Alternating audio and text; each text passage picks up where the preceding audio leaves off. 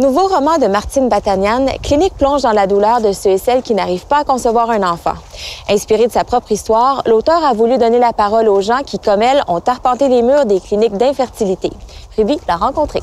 C'est vraiment par l'écriture que j'arrive à rendre ce que j'ai dans ma tête, dans mes tripes.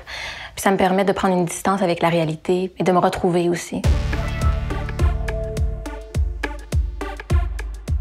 Mon livre Clinique raconte l'histoire de Soline, qui est le personnage principal, qui veut avoir un enfant, mais qui a de la difficulté. Comment elle réagit quand elle apprend qu'elle pourrait peut-être pas avoir d'enfant? Quel est l'impact sur sa vie, sur son couple, sur sa vie professionnelle, ses parents, ses amis? J'ai vécu moi-même une quête de maternité difficile, mais quand même, c'est une fiction. Le personnage que j'ai créé, Soline, c'est en partie de mon expérience, mais aussi beaucoup de toutes les femmes que j'ai rencontrées. Donc, c'est vraiment un concentré d'expériences, de problèmes de fertilité. Depuis quelque temps, il y a des traces dans mon jardin. Des traces d'oiseaux, de petites bêtes perdues qui me ressemblent, qui jouent dans la terre. Dans la maison, une image traîne. Elle me suit de pièce en pièce.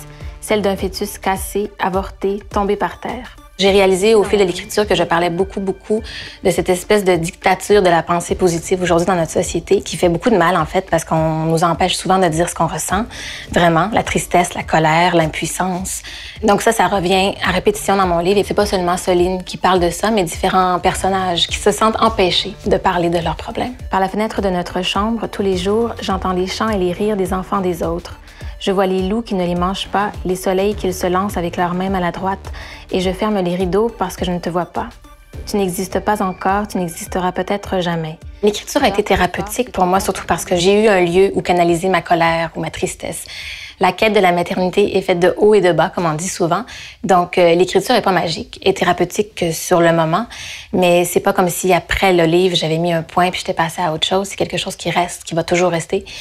L'écriture m'a fait du bien, par contre, aussi parce que j'ai eu l'impression que je pourrais rejoindre une communauté de femmes et d'hommes qui ont vécu la même chose. Vous êtes tendue, m'a-t-elle dit. Ce n'est pas bien difficile de comprendre pourquoi vous n'arrivez pas à tomber enceinte.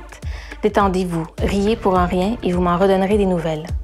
J'ai ri machinalement pour lui faire plaisir, puis je suis rentrée dans la chaleur étouffante de la voiture et j'ai pleuré.